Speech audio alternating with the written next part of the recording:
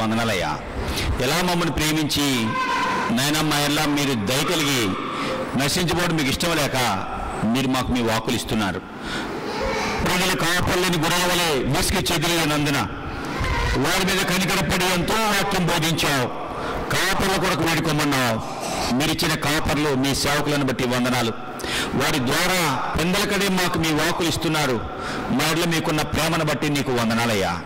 మీరు మీ సేవకుల ద్వారా వాక్కులు అందిస్తుండగానే వాటిని అందుకొని మీకు ఇష్టమైనవన్నీ తీసివేసుకొని మీకు ఇష్టలుగా బ్రతుకుటకు మాకు సహాయం చేయండి నాయనా. మీకు ఇష్టమైన వారికే కదా భూమి మీద సమాధానం.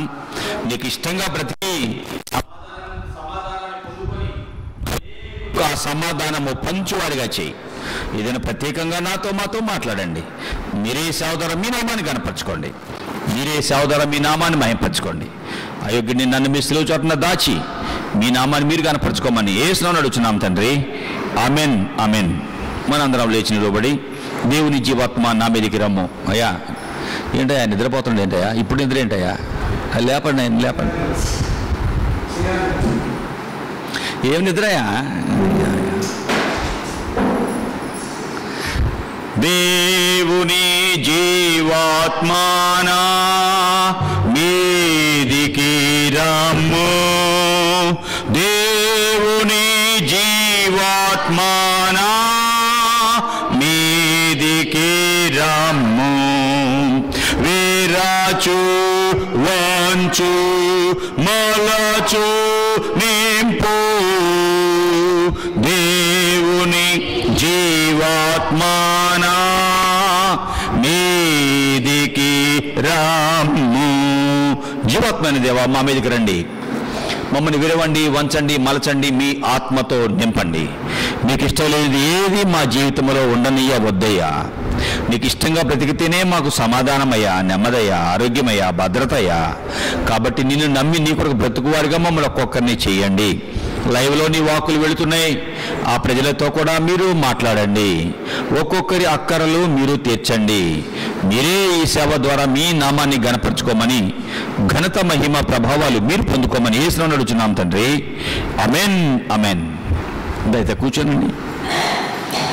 ప్రభు మనల్ని ప్రేమించి ఆయన వాక్యం మనకు అందిస్తున్నాడు.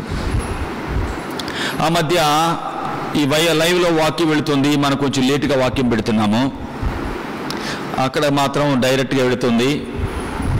దేవుని వాక్యం వింటున్నటువంటి కొంతమంది ప్రియులు నాకు ఫోన్లు చేస్తూ ఉంటారు. ఒక సహోదరుడు భయంకరమైన తలపోటుతో బాధపడుతున్నాడు. డాక్టర్స్ అన్నారు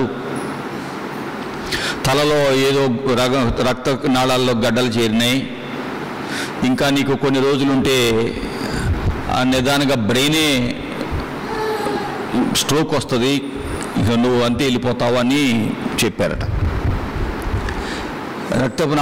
రక్తనాళాల్లో గడ్డలు కట్టినాయి బ్రెయిన్లో, ఇంకా నిదానంగా ఎలాగుంటాయి, పెరుగుతున్నట్టున్నాయి, బ్రెయిన్ స్ట్రోక్ వస్తుంది, తట్టుకోలేని నా తలనొప్పితో బాధపడుతున్నాడు. డాక్టర్లు ఎలాగ ఆపరేషన్ అంటే చాలా టైం ఖర్చు అవుతుంది, ఏమో చెప్పలేమో అంటున్నారు.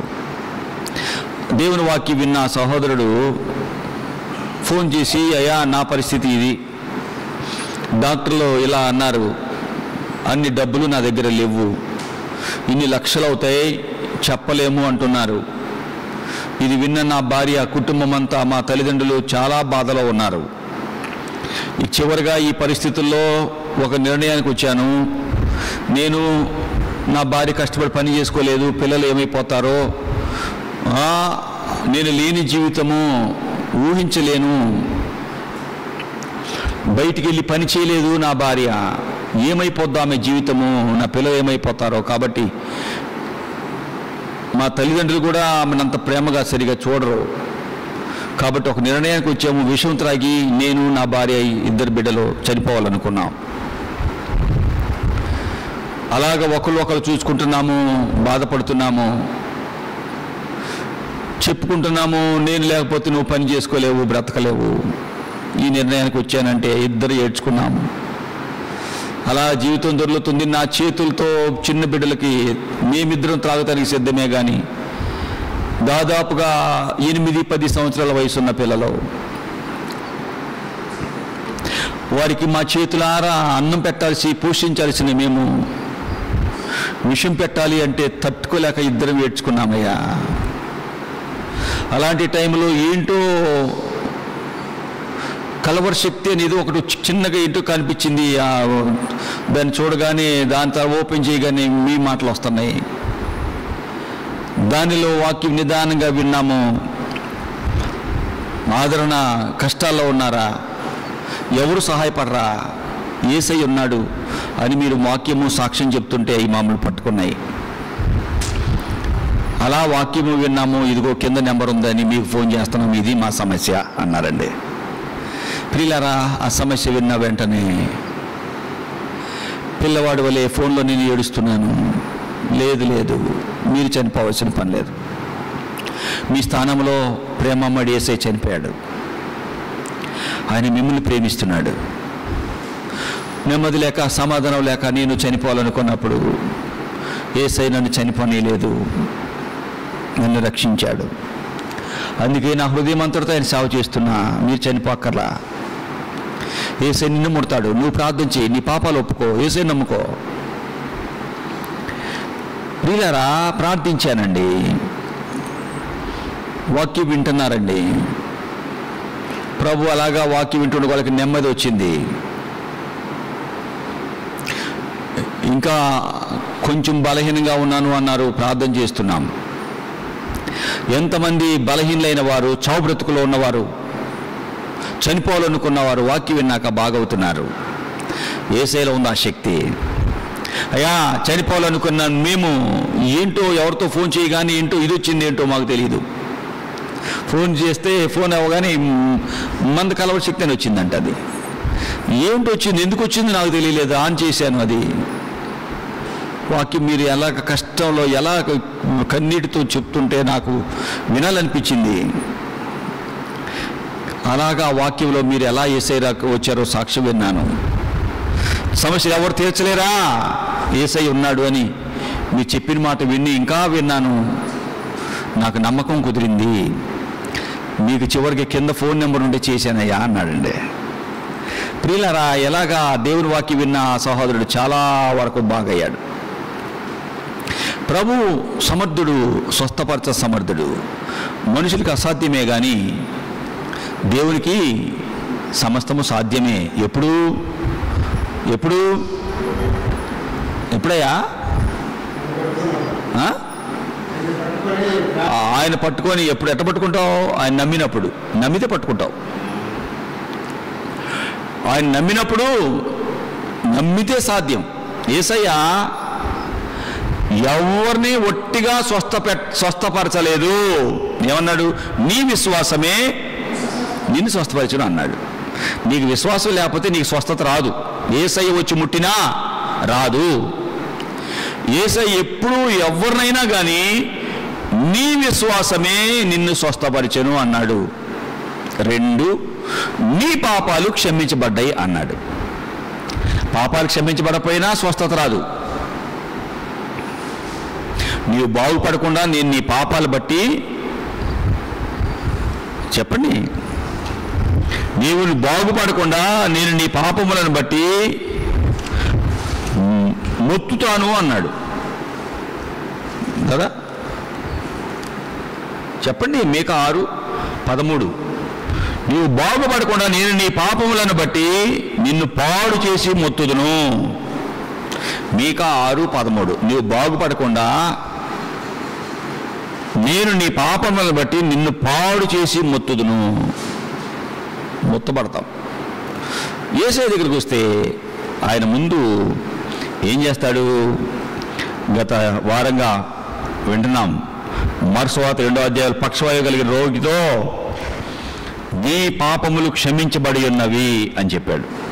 5వ వచనంలో కుమారుడా నీ పాపములు క్షమించబడి ఉన్నవి అన్నాడు. పాపములు క్షమించే అధికారం యేసయ్యకు ఉంది. పాపములు క్షమించి స్వస్థపరుస్తాడు. విశ్వాసం నీలో ఉంటే యేసయ్య స్వస్థపరుస్తాడు. ఓకే, దేవుని వాక్యానికి వెళదాం. అందుకే శ్రద్ధగా వాక్యం వినండి. లైవ్లో దేవుని వాక్యం వెళుతుంది. మన దగ్గర గొప్ప గొప్ప ఎక్విప్మెంట్ లేవు, పరికరాలు, సామాన్యమైన ఫోన్లో మన ఊర్లో ప్రజలకు వాక్యం అందిస్తున్నాం. యేసయ్యే సహాయం చేసేవాడు. గత వారం మనం వాక్యం విన్నాము. మార్కు సువార్త 6వ అధ్యాయం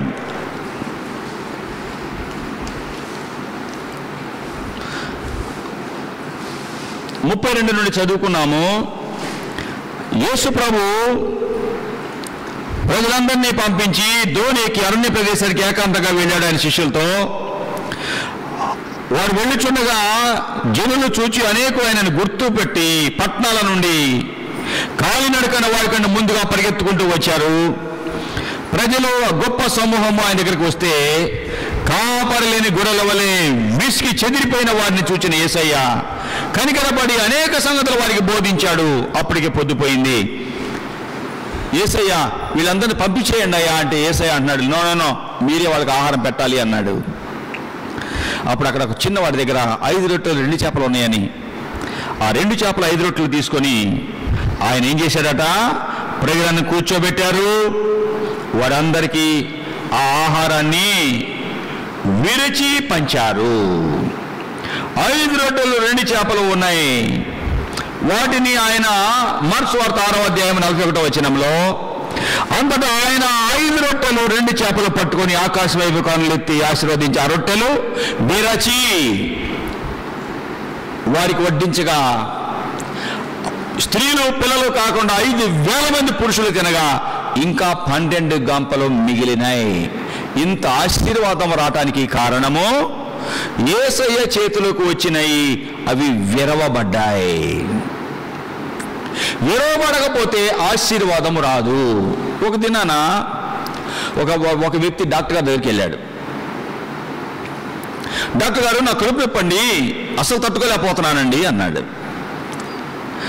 డాక్టర్ గారు ఆయన చూచి పరీక్ష చేసి ఒక బాటిల్ ఆయనకి ఇచ్చాడు. బాటిల్ దగ్గర, ఇదిగో ఇక్కడ వరకు పొద్దున వేసుకో, ఈ గీత వరకు మధ్యాహ్నం వేసుకో, ఇంకా నొప్పి తగ్గకపోతే ఈ గీత వరకు 4-3 టైంలు వేసుకో, సాయంత్రం ఇదిగో ఈ గీసు కానీ గీతలు గీసి ఆ బాటిల్ మీద ఇచ్చి పంపించాడు. డాక్టర్ గారి దగ్గర నుండి సంతోషంగా డాక్టర్ గారి దగ్గరికి వెళ్ళాను. ఎంతోమంది ఈయన దగ్గర బాగవుతున్నారు, నేను కూడా బాగవుతున్నాను అనుకుంటూ వెళ్ళాడు. ఎవరో ఈ రోగి, కడుపు నొప్పితో బాధపడేవాడు.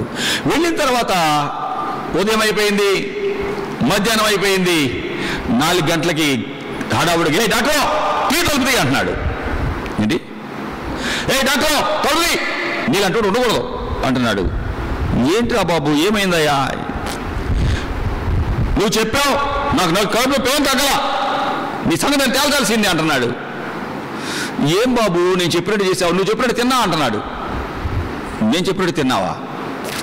నేను తినమనలేదు కదయ్యా, ఈ ముందు తినే ముందు కాదు కదయ్యా, నువ్వు ఎట్లా ఏంటయ్యా నీ కిటికీలోకుండా చూస్తుంటే, నువ్వు చెప్పావుగా, గీత గీసావుగా, అక్కడ వరకు తిన్నా. ఏం తిన్నాడు? అక్కడ ఉన్న పేపర్ తిన్నాడండి. పైన ఉన్న బాటిల్ మీద ఉన్న పేపర్, గీత గీసిన వరకు పేపర్ తీసుకొని తిన్నాడండి. నెక్స్ట్ మధ్యాహ్నం ఇంకో గీత గీస్తే ఆ గీత వరకు తీసుకొని తిన్నాడండి. 3 గంటలకి 3:30 ఆ టైంలో ఇంకో పేపర్ గీసి అక్కడ వరకు తిన్నాడండి. నువ్వు చెప్పినట్టుగా తిన్నాను కానీ, గీసినంత వరకు తీసుకున్నాను కానీ నా వల్ల కాల. ఒరే బాబా, నువ్వు చేసిన పని పిచ్చి పని రా, నేను గీత గీశాను కానీ పేపర్ తినమనలేదు నాయనా. లోపల ఆ మూత తీస్తే, ఆ మూత సీల్ అయి ఉంటుంది, ఆ మూతను విరిస్తే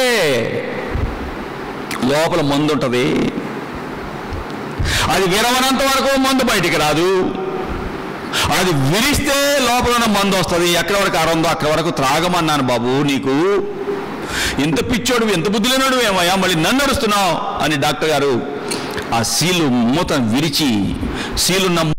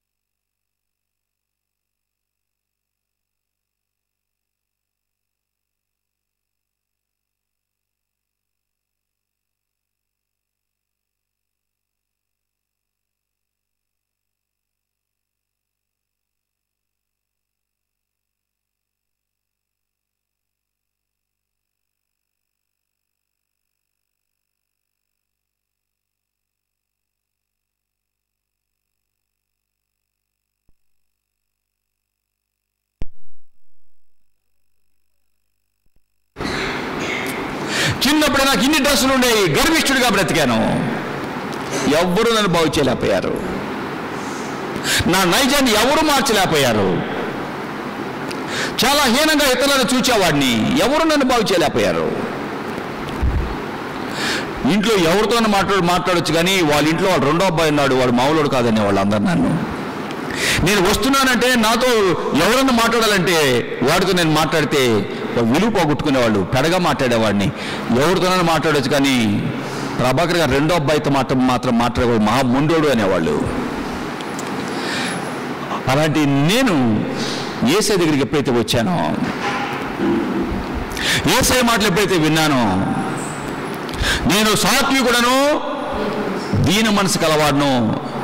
మత్తయి సువార్త 11వ అధ్యాయం 29వ వచనం. ఆ వాక్యం ఎప్పుడైతే నన్ను ఆయన మనసు ప్రభు నాకు ఇచ్చాడు, ఆ గర్వము, కోపము, అసూయ ఒక్కొక్క పెంకు అలాగ ఒక్కొక్క పాపం అలాగా వెళ్ళిపోయినాయి. యేసు ప్రభు దగ్గరికి వచ్చాక ఆయన నన్ను విరిచాడు, ఆ నైజాన్ని తీసేశాడు. ఒక్కోసారి మనం హాస్పిటల్కి వెళితే డాక్టర్ గారు ఆ గడ్డని, లోపల ఏమైతే గడ్డ ఉందో దాన్ని తీసేస్తాడు, విరుస్తాడు, కత్తితో కోసేస్తాడు, తీసేస్తాడు. అది ఉన్నంత వరకు మన జీవితంలో ఆరోగ్యము ఉండదు. మన శరీరంలో మనది కానిది ఏది చేరినా ఆ శరీరం తట్టుకోలేదు. ఒక ఆమె ఆపరేషన్ చేసి చిన్న కత్తిని లోపల వదిలేసి కుట్లు వేసేశారు. ఆ కుట్లు చీపెట్టేసి లోపల భయంకరంగా నొప్పి వస్తుంది. ఈ డాక్టర్ కాదు, ఇంకో డాక్టర్ దగ్గరికి వెళ్ళారు. ఆ డాక్టర్ గారు పైన అంతా మందులు వేస్తున్నారు, నొప్పికి ట్యాబ్లెట్లు ఇస్తున్నారు. నొప్పి తగ్గుతుంది ట్యాబ్లెట్ వేసినందుకు, మళ్ళీ చీమ్ మాత్రం వస్తుంది. ఈ డాక్టర్ కాదు, ఇంకో డాక్టర్ దగ్గరికి వెళ్ళారు.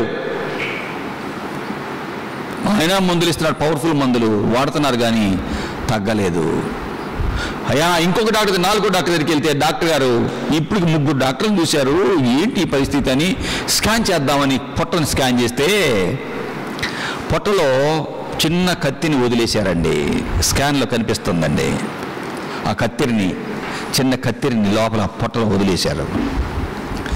మీ జీవితంలో ఈ బలహీనతకు, ఈ రోగానికి, ఈ చీము, ఈ కుట్లు తగ్గకుండా మళ్ళీ చలేసుకొని రావటానికి కారణం నీ శరీరంలో ఉండకూడదు ఉంది, అది నీ శరీరం ఒప్పుకోవట్లేదు. మరలా డాక్టర్ గారు ఆపరేషన్ చేసి తీసి ఆ కత్తిరి, చిన్న కత్తిరి లోపల ఉందో తీసేస్తే ప్రశాంతంగా ఆమె జబ్బు, ఆ నొప్పి తగ్గిపోయి కుట్లు త్వరగా మానిపోయినాయి. మన శరీరంలో మనకు ఇష్టం లేనిది, మనకు ఉండకూడదు లోపల ఏది ఉన్నా మన శరీరం తట్టుకోదు, భయంకరంగా బాధపడాలి. అలాగే దేవునికి ఇష్టం లేని ఏది నీలో ఉన్నా దేవుడు దీవెన, దేవుని ఆశీర్వాదాలు నీకు రావు. వాటిని విరిచేయాలి. ఈ మందు ఈ వ్యక్తి జీవితంలోకి వెళ్ళాలి అంటే ఆ సీల్ విరవబడింది, దానిలో ఉన్న మందు అతనికి పోయబడింది. అప్పుడు ఆ రోగం అతనిలో నుండి వెళ్ళిపోయింది. ఒక కుర్రవాడు దేవుడి సేవకులు మా ఇంటికి వచ్చి, దేవుడి సేవకులు ఇంటికి రాగానే అయ్యగారికి పాలు తీసుకురావాలి అని గబగబా, పేద కుటుంబము, ఆ చిన్న ఇరిగిపోయినటువంటి కుర్చీ ఉంటే 3 కాళ్ళే ఉంటాయి, ఆ కుర్చీని గోడ కానిచ్చారు. దేవుని సేవకుడు వచ్చాడు అని అమ్మ డబ్బులు ఇచ్చింది, 10 రూపాయలే ఉన్నాయి, అయ్యగారికి పాలు తీసుకొని రా, కాఫీ ఇద్దామని పంపించింది ఆ పిల్లవాడిని. ఆ చిన్నవాడికి చాలా ఆశ అయిపోయింది, మా అయ్యగారికి వచ్చాడు, మా ఇంటికి దేవుడు వచ్చాడు అంటూ పరిగెత్తాడు. పరిగెడుతూ వాడు ఒక బాటిల్ తీసుకెళ్ళబో ఇంకో బాటిల్ తీసుకున్నాడు. ఆనందంలో హడావుడిగా వెళ్ళిపోయాడు. డాక్టర్ దగ్గరికి, ఆ యొక్క టీ స్టాల్కి వెళ్ళాడు. నాకు పాలు కావాలని అడిగాడు. 10 రూపాయలు ఇచ్చి దీనిలో పాలు పోయి అన్నాడు. ఆ స్టాల్ అతను అంటాడు, నువ్వు ముందు పోయి బాటిల్ కడుక్కురా, అప్పుడు నీకు పోస్తా అంటున్నాడు. పరుగున వెళ్ళాడు, పక్కన ఉన్నటువంటి ట్యాప్ దగ్గరికి వెళ్ళాడు, గబగబా కడిగేశాడు, తీసుకెళ్తున్నాడు. కడిగాను, పోయి తొందరగా, మా ఇంటికి అయ్యగారు వచ్చాడు, దేవుడే వచ్చాడు మా ఇంటికి, పోయి తొందరగా అంటున్నాడు. ఆ టీ స్టాల్ అతను అన్నాడు, ఈ బాటిల్లో నేను పాలు పోయిను అంటున్నాడు, ఏడుస్తున్నాడు. ఎందుకు పోయావు? కడగమంటే కడిగాను కదా. నువ్వు తెచ్చిన బాటిల్ కృష్ణాయిల బాటిల్, పాల బాటిల్ కాదు, కడుక్కొచ్చాడు. మళ్ళీ కడుక్కొచ్చి మళ్ళీ అడుగుతున్నాడు, కడుక్కొచ్చాడుగా, పోయి తొందరగా పాలు. నువ్వు బయటికి ఎక్కడికి అడిగావు? బయటకు అడిగావు. కడగాల్సింది ఎక్కడ? లోపల. లోపల కడగాలి. లోపలంతా మురికి ఉంది, కృష్ణాలుంది. అది కడగాలంటే లోపల మూత తీయాలి, దానిలో సబ్బు కొన్ని పొయ్యాలి. ఆ సర్ఫ్ నీళ్ళలో ఏదో నీళ్ళు వేసి పోస్తే ఆ మురికి అంతా పోతుంది. ఈ మురికి ఉన్నంత వరకు నేను నీకు పాలు పోయిను అన్నాడు. ఏడుస్తున్నాడు.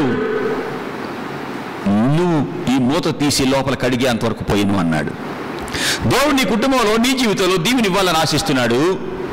నువ్వేం చేస్తున్నావు? మూత తీయట్లా, హృదయం తీయట్లా. మూత తీస్తే లోపల మురికి బయటకు వస్తుంది. విరిస్తే మూత తీయాలంటే విరవబడాలి. ఆ మూత విరవాలి, తీయాలి. మూత తీయకుండా లోపల మురికి బయటికి ఎలా వస్తుంది?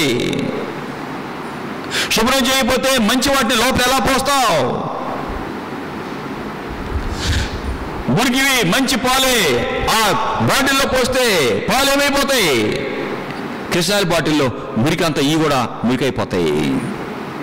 హృదయం పాడైపోతే, లోకముతో చెడుతో నిండిపోతే యేసయ్య వాక్యం హృదయం ఎలా ఉంటుంది? ఎలా పనిచేస్తుంది? ఎలా నీకు దీవెన వస్తుంది? ఆ వాక్యం కూడా కలుషితమైపోతుంది కదా, పనిచేయదు కదా నీ హృదయంలో. వెంటనే ఆ టీ స్టాల్ యజమాని అంటున్నాడు, లేదురా, ఇలా ఉన్నంత వరకు నీకు నేను పాలు పోయాను. వెళ్ళు, మూత తీయి. అదిగో సర్ఫ్ నీళ్ళు ఉన్నాయి, అక్కడ పోయి శుభ్రంగా గెలగొట్టు, శుభ్రం చేయి, అప్పుడు నీ పోస్తా. ఆ కుర్రవాడు యజమాని చెప్పినట్లుగా మూత తీసి నీళ్లు పోసి సర్ఫ్ నీళ్ళతో మొత్తం గెలగొట్టి మొత్తం ఆ మురికంతా పోయిన తర్వాత తీసుకొస్తే, ఇప్పుడు నువ్వు నాకు నచ్చావురా, 10 రూపాయలు కాదు నిండా పాలు పోస్తా, అయ్యగారు అంటున్నావు, తీసుకెళ్ళు. పరుగుని వెళ్ళాడు, పరిస్థితి అంతా చెప్పాడు. అప్పుడు అయ్యగారు కొంచెం పాఠం చెప్పాడు ఆ కుర్రవాడికి. ఇంతకు ముందు కూడా మన హృదయాలు ఇలాగ మురికిగా ఉన్నాయి. సాతాను మన హృదయాలు మురికిగా చేశాడు. పాపము, కోపము, ద్వేషము, అసూయ, ఓరవలేనితనము, ఇతరులను బాధ పెట్టేది మాటల ద్వారా, తలంపుల ద్వారా, చూపుల ద్వారా. కొంతమంది మాటలు కత్తిపోటులాగా పొడిచేగా ఉంటాయి, కత్తిపోటు లాంటి మాటలు. ఇవన్నీ కూడా నీ హృదయాన్ని కలుషితం చేస్తాయి, నీకు దీవెన రాదు. నువ్వెంత ప్రయత్నాలు చేసినా నీ హృదయం బాగు కాకపోతే, నీ నైజం మారకపోతే దేవుని దీవెన నీకెంత మాత్రమో రాదు, కష్టమే మిగులుతుంది. ప్రభువు నిన్ను దీవించాలని ఆశపడుతున్నాడు. నేను దీవించబడాలి అంటే తలుపు తీయాలి, మురికి ఆ మూత తీయాలి, హృదయం అనే తలుపు తెరవాలి. ఆ మూత తీస్తే, హృదయం తీస్తే ఆ హృదయంలో నుండి మురికి అంతా బయటకు వస్తుంది. కోపం, గర్వం, అసూయ, దేవుడికి ఇష్టం లేనివన్నీ ఒక్కొక్కటి బయటికి వెళ్ళిపోతుంది. మూత తీయకుండా, హృదయం కరగకుండా దేవుడి దీవుడు నీకెలా వస్తుంది? యజమాని చెప్పిన తర్వాత మూత తీసి ఆ మురికంతా క్లీన్ చేసిన తర్వాత అప్పుడు యజమాని, ఆ షాప్ యజమాని పాలు పోశాడు ఆ బాటిల్లో. తీసుకొని వచ్చాక ఎందుకు లేట్ అయిందో చెప్పాడు ఆ పిల్లవాడు. దైవజనుడు ఎలా, మానవ హృదయం ఎలా ఉంది, సాతాను హృదయాన్ని ఎలా మూసేస్తున్నాడు, దేవుడు ఎలాగ ఆయన వాక్యం అందించి ఎలాగ మూత ఎలా తెరిచాడు, ఎలా ఆశీర్వదిస్తాడు. ఆ దైవజనుడు చెప్పిన తర్వాత మూత తీశాక లోపల మురికంతా బయటికి వెళ్ళింది. వెళ్ళాక పాలు ఎలా పోశారు అలాగే సాతాను హృదయాన్ని మురికితో నింపాడు. ఆ మురికి తీయాలంటే మూత తీయాలి, హృదయం నువ్వు తీయాలి. దేవుడు తీయడు, నువ్వు తీయాలి. నువ్వు తీసి నువ్వు శుభ్రం చేయాలి, బయటికి పంపించేయాలి. అప్పుడు పాలు దేవుడు దీవెని నీకు ఇస్తాడు. ప్రభువు చేతికి ఆ యొక్క రొట్టెలు వచ్చినాయి. 5 రొట్టెలు 2 చేపలు. జనమేమో 1000 మంది ఉన్నారు. ఉంది కొద్దే. ప్రార్థన చేస్తుంటే దేవుని చేతిలోకి తెచ్చాక ప్రభు ఆశీర్వదించాడు. ఒక దినాన ఒక మీటింగ్కి వెళ్తే ఆ మీటింగ్లో ఉండిందేమో 20 మందికి ఆహారం, అక్కడ ఉందేమో 80 మంది. ఏంటి? వండిన ఆహారమేమో 20 మందికి, వచ్చిందేమో 80 మంది. ఏం చెయ్యాలి?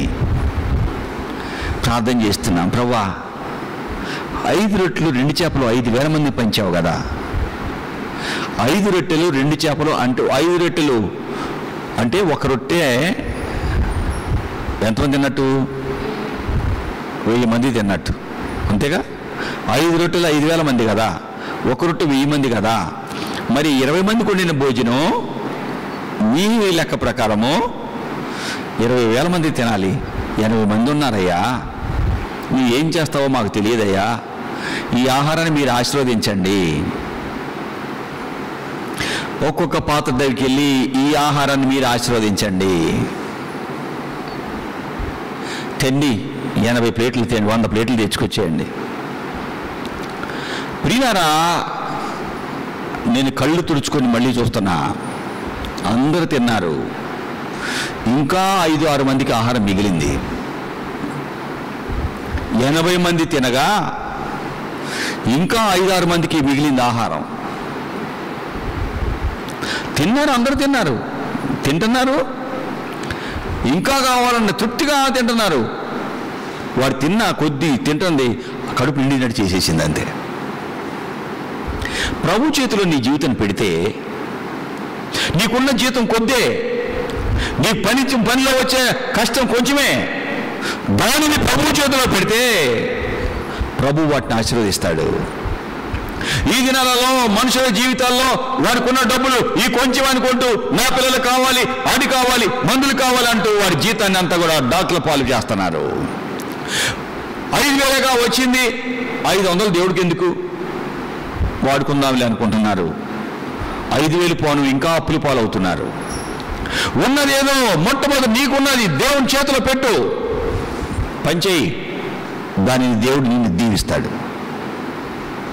దేవుడి చేతిలో పెట్టకుండా నీ చేతిలో పెట్టుకొని యేసయ్యా దీనిని దీవించయ్యా అంటే నీ జీవితంలో దీవెన రాదు, ఉండదు. యేసయ్య చేతిలో పెడితే ఆయన అద్భుతాలు చేస్తాడు. నీ చేతిలో ఉన్నంత వరకు అప్పులే, నీ చేతిలో ఉన్నంత వరకు కష్టాలే, నీ చేతిలో ఉన్నంత వరకు ఆలోచనలే, నీ చేతిలో ఉన్నంత వరకు బాధలే, నెమ్మది లేని ధనమే. యేసయ్య చేతిలో పెట్టు, నీకున్నది. నీ చిన్నవాడి దగ్గర ఉన్నటువంటి రొట్టెలు 5 రొట్టెలు 2 చేపలు యేసయ్య చేతిలో పెట్టారు. యేసయ్య వాటిని ఆశీర్వదించాడు.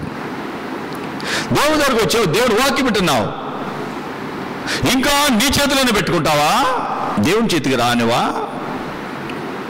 నేనే చూసుకుంటానులేయ్యా, నీకెందుకులయ్యా అంటావా? అయితే నీ బ్రతుకు నెమ్మదిలో ఉండదు, నీ కుటుంబంలో సమస్యలు తీరవు. ఇక్కడ 5 రొట్టెలు 2 చేపలు యేసయ్య చేతిలో పెడితే ఆయన ప్రార్థించాక ఆయన చేతి నుండి ఇప్పుడు మీరు తీసుకోండి అన్నాడు. ఆయన చేతిలో పెట్టిన తర్వాత ఆయన తీసుకొని నీకు ఇస్తే నీ జీవితంలో ఆశీర్వాదాలు పెళ్ళొబ్బుకుతాయి. యేసయ్య లేనప్పుడు మా జీవితాల్లో, మా ఇంట్లో అందరూ జబ్బుల్లో ఉండేవారు. నెల జీతము డాక్టర్ పాలయ్యేది, అప్పుల పాలయ్యేది. యేసయ్య లేనప్పుడు చాలా కష్టాల్లో ఉండేవారము. నా తర్వాత చెల్లి ఫిట్స్ లాగా వచ్చి డాక్టర్ చేతిలో పెడితే మంచి పలుకుబడి ఉంది మా నాన్నగారికి అని పెద్ద డాక్టర్ల దగ్గరికి వెళ్ళాడు. రకరకాల పూజలు, ఎవ్వరూ మా చెల్లిని బాగు చేయలేకపోయారు. చివరిగా ఒక డాక్టర్ అమ్మ గారు, ప్రభాకర్ గారు, మేము చదువు ప్రకారం, దేవుడు మాకు ఇచ్చిన జ్ఞానం ప్రకారం చేయాల్సిందంతా చేశాం, కొద్ది నిమిషాలు ఈ అమ్మాయి చచ్చిపోతుంది, దేవుడికో బిడ్డనిస్తాడులే అన్నారు. మా నాన్నగారు ఆయన జీవితాన్ని యేసయ్య చేతిలో పెట్టలేదు, బిడ్డలమైన మమ్మల్ని యేసయ్య చేతిలో పెట్టలేదు, డాక్టర్ చేతిలో పెట్టాడు, విగ్రహాల చేతిలో పెట్టాడు. వాళ్ళు తెలుసు వీళ్ళు తెలుసు అనుకుంటూ ఉన్నాడు. పెద్దోళ్ళు ఉన్నారు మా చేతిలో అనుకున్నాడు. ఆ పెద్దోళ్ళు వీఆర్ వేస్ట్ అని చేతులు ఎత్తేశారు. ఫలితంగా బిడ్డ చనిపోయింది. యేసయ్య లేని జీవితంలో మరణం ఏలింది, దుఃఖం ఏలింది, దురలవాట్లు వెళ్ళి నా జ్ఞానము, నా నైపుణ్యము, నాకున్న పలుకుబడి నా బిడ్డని కాపాడలేకపోయినాయా అని మా నాన్నగారు పిచ్చోడ్లాగా భయంకరంగా ఆ బాధ మర్చిపోవడం కోసం భయంకర త్రాగుబోతయ్యాడు. ఇటువంటి పరిస్థితులలో యేసు ప్రభు వాక్యం విన్నాడు. యేసయ్య మా ఇంటికి వచ్చాడు, యేసయ్య గురించి విన్నాడు. యేసయ్యకి మా నాన్నగారు హృదయం ఇచ్చాడు. యేసయ్యకు హృదయం ఇచ్చాక ఒక తమ్ముడు జబ్బు అయిపోయాడు, డాక్టర్లు కష్టమన్నారు. లేదయ్యా, మేము యేసయ్యని నమ్ముకున్నాం, మా అయ్యగారు వస్తున్నాడు ప్రార్థన చేస్తాడంటే, సెంట్ జోసెఫ్ హాస్పిటల్, కన్నెల హాస్పిటల్ అంటారు, అయ్యగారు ఉన్నారు, మా అయ్యగారు వస్తారు, యేసయ్యని నమ్ముకున్నామంటే వాళ్ళు ఆగారు. నరం దొరకట్లేదు, మేమేం చేయగలం అంటున్నారు వాళ్ళు.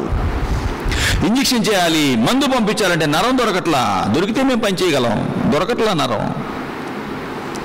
దేవుని సేవకులు వస్తారు, యేసయ్యని నమ్ముకున్నామన్నారు, సేవకులు వచ్చారు, ప్రార్థించారు. యేసయ్య చేతిలో జీవితం పెట్టినప్పుడు, యేసయ్య లేనప్పుడే మా అమ్మాయి చనిపోయింది. యేసయ్య చేతిలో పెట్టాక దేవుడు ఆ బిడ్డని బాగు చేశాడు, ఆ తమ్ముడిని బాగు చేశాడు. నీ జీవితము ఎక్కడ పెడుతున్నావు? ఈ కుర్రవాడి దగ్గర ఉన్నటువంటి రొట్టెలు యేసయ్య చేతిలోకి వచ్చాయి. యేసయ్య తీసుకొని విరిచి, ఇప్పుడు మీరు తీసుకోండి. యేసయ్య చేతిలో పెడితే ఆయన ఏం తినడు, ఆయన దాచుకోడు, ఆయన కోసం ఉంచుకోడు, నీకే ఇస్తాడు ఆయన. యేసయ్యకి నువ్వు ఇస్తే ఆయన నీకు ఇస్తాడు. ఏంటి? ఎట్లా ఇస్తాడు? ఎట్లా ఇస్తాడు? లూకా సువార్త. ఎంతమంది జీవితాలలో దేవుని దగ్గరికి వస్తున్నాను అంటున్నారు, కానీ దేవుని దగ్గరికి వచ్చాక యేసయ్యకి ఇవ్వటం వారికి తెలియట్లేదు. వారి జీవితాన్ని వారే ఉంచుకుంటూ వారు నష్టపోతున్నారు. ప్రభు అంటున్నారు, నో నో నో, మీరు నష్టపోవడం నాకు ఇష్టం లేదు. మిమ్మల్ని ఆశీర్వదించడానికి నేను వచ్చాను, మీ చేతిలో కాదు. రండి, లూకా సువార్త 6వ అధ్యాయం 38వ వచనం. క్షమించుడి, అప్పుడు మీరు క్షమించబడుదురు, ఇయ్యుడి, అప్పుడు మీకు ఇయ్యబడును, అణచి కుదించి దిగజారునట్లు నిండు కొలతను మనుషులు మీ ఒడిలో కొలుతురు. మీరు ఏ కొలతతో కొలుస్తారో ఆ కొలతతోనే మీకు మరలా కొలువబడును.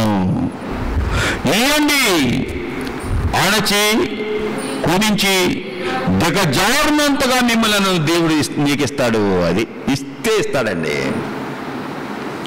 ఈ దినాలలో మనుషుల జీవితాలలో పిల్లవాడిలాగానే తయారవుతున్నాం. చేతులు అన్నీ ఉంటాయి, ఇంకా అది ఇంకోటి కావాలంటాడు కదా. ఏమంటాడు?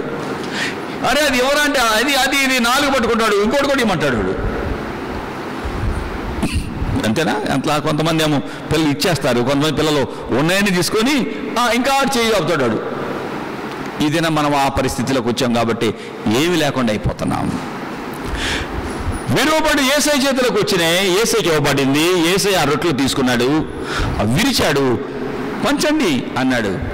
వేల మంది తినగా మిగిలినాయి. విరవబడితే ఆశీర్వాదము నెంబర్ 1. 2, పగిలితే సువాసన. ఏంటి? పగిలితే సువాసన. అత్తరబుడ్డు ఉందనుకోండి, జారి పడింది అనుకోండి, పగులుతుందిగా. పగిలితే ఏమొస్తుంది?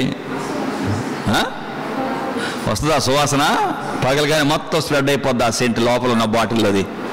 ఆ ఇల్లంతా కూడా ముక్కులు మూసినా ఆగదు, వెదజల్లబడతానే ఉంటుంది.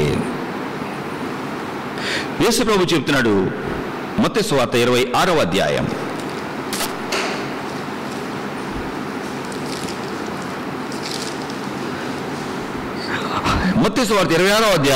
6వ వచనం చదువుతుంటే, యేసు బేతనయలో కుష్ఠరోగి అయిన సీమోను ఇంట ఉన్నప్పుడు ఒక స్త్రీ మిక్కిలి విలువగల అత్తరబుడ్డి తీసుకొని ఆయన యొద్దకు వచ్చి ఆయన భోజనమున కూర్చుండగా దాని ఆయన తల మీద పోసెను. ఏం చేసింది? అత్తరబుడ్డి తీసుకొని వచ్చింది. ఎక్కడికి వచ్చింది? యేసయ్య దగ్గరకు వచ్చింది. ఎక్కడున్నాడు యేసయ్య? కుష్ఠరోగి అయిన సీమోని ఇంట్లో ఉన్నాడు. ఎందుకున్నాడు ఆయన? యేసయ్యను నమ్మిన కుష్ఠరోగి రోగం పోయింది. కుష్ఠరోగి అయిన సీమోను యేసయ్యని పిలిచాడు, అయ్యా నువ్వు లేకపోతే రోగిని, నువ్వు నమ్ముకున్నాక రోగం పోయింది, నువ్వు మా ఇంటికి రావాలి, ఆతిథ్యం తీసుకోవాలి.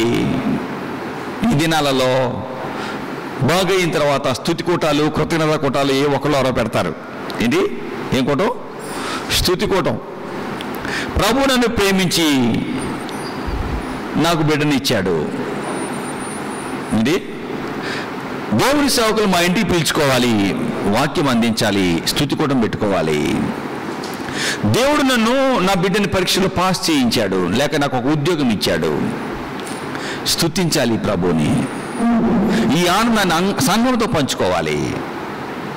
స్తుతి లెక్కల వేయదు అండి. స్తుతి లెక్కల వేయదు. స్తుతి ఇంత అని ఆలోచించదు. ప్రభు దగ్గరికి వచ్చాక నువ్వు ఏమిచ్చినా ప్రభుకు రుణస్థుడివే. స్తుతి ఇంత ఖర్చు అవుతుందా అనుకోదు. ఒక దినం ఒక కుర్రాడంట, దేవుడా పరీక్షలో నేను చదువుకునే వస్తే నీకు నేను ఇది పొంగల్ చేస్తానయ్యా అన్నాడంట. ఇది ప్రభా యేసయ్యా, దేవుడా నేను చదువుకునే కానీ పరీక్షలో వస్తే నేను నీకు పొంగల్ చేస్తాను అన్నాడంట. పరీక్షకి వెళ్ళాడు. చూడగానే అన్ని చదువుకునే వచ్చినాయి. గబ్బ రాసి పడేశాడు. రాసి ఇంకో పేపర్ తీసుకొని పొంగల్కి ఏమో ఖర్చు అవుతుంది, బియ్యం ఎంత, బెల్లం ఎంత, అయ్యి ఎంత, ఈ ఎంత, సేమియా ఎంత, లేకపోతే యాలకులు ఎంత, అన్ని లెక్కలు ఒక పేపర్ మీద రాసేసుకున్నాడు. సుమారు లెక్కలు వేసుకున్నాడు. పెద్ద అక్షరాలతో రాసుకున్నాడు. ఇంకో పేపర్ తీసుకున్నాడు, 2 పేపర్లు తీసుకున్నాడు. గబా ఇంకా దానికి ఎవరెవరు పిలవాలి ఆ పొంగల్కి అన్ని రాసుకున్నాడు. అయిపోయింది, టైం త్వరగా రండి రా అవన్నీ రాసుకోగానే అన్ని లెక్క ఎత్తుకుంటే సుమారు ఆడికి కొంచెం ఖర్చు ఎక్కువైంది. దేవుడు చూశాడంటావా? పిచ్చోడిని నేను. దేవుడికి ఈపుతే ఏమైందంట అన్నాను. పరీక్ష అయిపోయింది, బాగానే వచ్చింది, రాశాను. ఆయన చూశాడు అనుకుంటూ ఆలోచించుకుంటూ ఉండే లోపు బిల్ అయిపోయింది. కమాన్ త్వరగా రండి రా అని పేపర్ ఇమ్మంటే ఈ కుర్రవాడు ఇచ్చేసాడు. పేపరు ఇచ్చి ఇంటికి వెళ్ళాడు. నాన్నాడు, ఎలా బాగా రాసావా? బొమ్మలు రాశాడు డాడీ, చూసుకో అంటాడు. పేపర్ చూస్తే కబుతు ఈడేం చేశాడు? ఆన్సర్ షీట్ ఇవ్వడానికి బదులుగా ఈడు పొంగల్కి వేసిన లెక్కలు వేసిన పేపర్లో కలిపి కట్టిపడేసి ఇచ్చేశాడు మాస్టర్కి. దేవుడు టోపీ వేస్తే ఆయన నీకే టోపీ వేస్తాడు. అరే ఏంట్రా నువ్వు పొంగల్ ఇదేంట్రా ఆన్సర్ షీట్ తెచ్చావు, ఏం కట్టావురా అంటే, నానా మర్చిపోయాను నాన్న, నీలో అయ్యింది. రిజల్ట్స్లో ఫస్ట్ క్లాస్లో తప్పాడు. మనుషులు ఈ దినాలలో దేవుడికి లెక్కలు వేసేవాళ్ళు అయిపోయారు. ఫలితంగా వారి జీవితాలే లెక్కల్లోకి వెళ్ళిపోతున్నాయి. అప్పుల లెక్క, అనారోగ్యాల లెక్క, రకరకాల లెక్కలు, తప్పుడు లెక్కల్లోకి వెళ్ళిపోతున్నాయి. బేతనీయలో కుష్ఠరోగి సీమోను యేసయ్యని పిలిచాడు. యేసయ్యా, నువ్వు నా ఇంటికి రాకపోతే, నువ్వు నాతో లేనప్పుడు, నిన్ను నమ్ముకోనప్పుడు, నేను రోగిని, కుష్ఠరోగిని, నీ మాటలు విన్నప్పుడు, నిన్ను నమ్మినప్పుడు నేను బాగయ్యాను, రోగం పోయింది. కాబట్టి మీరు మా ఇంటికి రావాలి. మీరే కాదు, మీ శిష్యులందరూ రండి మా ఇంటికి, భోజనం ఈరోజు స్తుతి కూడా పెట్టుకుంటాను నేను. యేసయ్య ఆ ఇంటికి వెళితే అక్కడ ఒక స్త్రీ వచ్చింది. అత్తరు బుడ్డి తీసుకొని వచ్చి అత్తరుని ఆయన పూసింది. ఏమయ్యింది? పూస్తే ఏమయ్యింది? శిష్యులు కోపడ్డారా? యోహాను సువార్త 12వ అధ్యాయానికి వెళ్ళు, ఏమైందో చెప్పు. శిష్యులు ఆ ఇల్లు ఏమైంది? యోహాను సువార్త 12వ అధ్యాయం మొదటి 2 వచనాలు, 3 వచనాలు. కాబట్టి యేసు తాను మృతుల నుండి లేచిన లాజరు ఉన్న బేతనీ పస్కా పండుగకు 6 దినాల ముందుగా వచ్చాను. అక్కడ వారు ఆయనకు విందు చేసిరి. మార్త ఉపచారం చేశాను. లాజరు ఆయనతో కూడా భోజనం కూర్చున్న వారిలో ఒకడు. అప్పుడు మరియా మిక్కిలి విలువగల జటామాంస అత్తరు ఒక సేరున రెత్తు తీసుకొని యేసు పాదములకు పూసి తన తల వెంట్రుకలతో ఆయన పాదములు తుడిచెను. ఇల్లు అత్తరు వాసనతో నిండెను.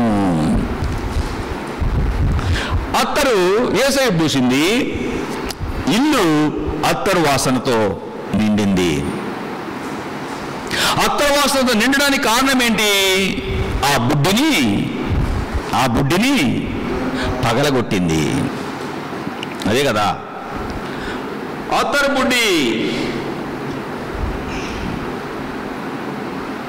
ప్రియులారా, ఈ అత్తరు బుడ్డిని తెచ్చినప్పుడు ఆ ఇల్లు అత్తరు వాసనతో నిండిపోయింది. అత్తరు బుడ్డిని ఏం చేసింది చెప్పండి?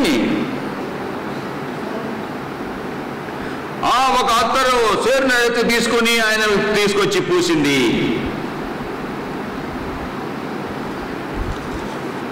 ఆ ఇల్లు ఏమైందంట? అత్తరు వాసనతో నిండిపోయింది. ఏం చేయగలి? ఈ అత్తరు బుడ్డిని తీసుకొని వచ్చి ఆ అత్తరు బుడ్డిని పగలగొట్టింది.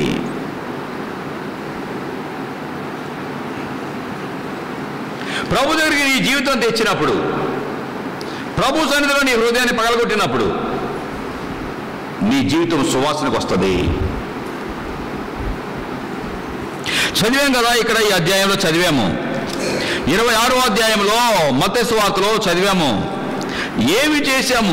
మిక్కిలి విలువగా అత్తరు బుడ్డి ఆయన దగ్గర తెచ్చింది, ఆయనకు అత్తరును పూసింది. ఈ అత్తరు బుడ్డిని తెచ్చినప్పుడు, యేసయ్య దగ్గర తెచ్చినప్పుడు, అది పగలగొట్టబడినప్పుడు ఏమైంది? ఇల్లు వాసనతో నిండిపోయింది. ప్రభు దగ్గరికి వచ్చావు, నీ అత్తరు బుడ్డి అంటే నీ హృదయం అనే బుడ్డి. 14వ అధ్యాయంలో మార్కు సువార్తలో 3వ వచనంలో ఏం కనిపిస్తుంది? ఆయన బేతనయలో కుష్ఠరోగి అయిన సీమోని ఇంట భోజనమును కూర్చుని ఉన్నప్పుడు ఒక స్త్రీ మిక్కిలి విలువ గల అచ్చ జటమాంస అత్తరు బుడ్డి తీసుకుని వచ్చి ఆ అత్తరు బుడ్డి పగలగొట్టి ఏం చేసిందండి? ఆ అత్తరు బుడ్డి పగలగొట్టి ఆయన తల మీద పోసింది. ఇల్లు ఏమైపోయింది? 12వ అధ్యాయం 3వ వచనం యోహాను సువార్తలో సువాసనతో నిండిపోయింది. నీ కుటుంబము సువాసనగా రావాలి, నీ బ్రతుకు సువాసన కావాలి, నీ జీవితం అనేకులకు మాదిరిగా ఉండాలి, అనేకులు నీ జీవితం ద్వారా దీవించబడాలి అంటే నీ బుడ్డి, హృదయం అనే బుడ్డి పగలగొట్టబడాలి. నీ హృదయం అనే బుడ్డి పగలగొట్టబడ్డప్పుడు ఆ హృదయంలో ఉన్నటువంటి ప్రభుకి ఇష్టమైనవన్నీ బయటికి వెళ్ళిపోతాయి. కోపము, అసూయ, ద్వేషము, బూతులు, చేయరాని పనులు, విగ్రహారాధన, ఇష్టం వచ్చినట్టు మాట్లాడటము, చులకనగా మాట్లాడటము, స్వార్థపూరితమైన మనసు, ఇవన్నీ కంపు కొట్టేవన్నీ వెళ్ళిపోతాయి. పగిలినప్పుడే, నీ హృదయం పగిలినప్పుడే దానిలోండి సువాసన బయటకు వస్తుంది.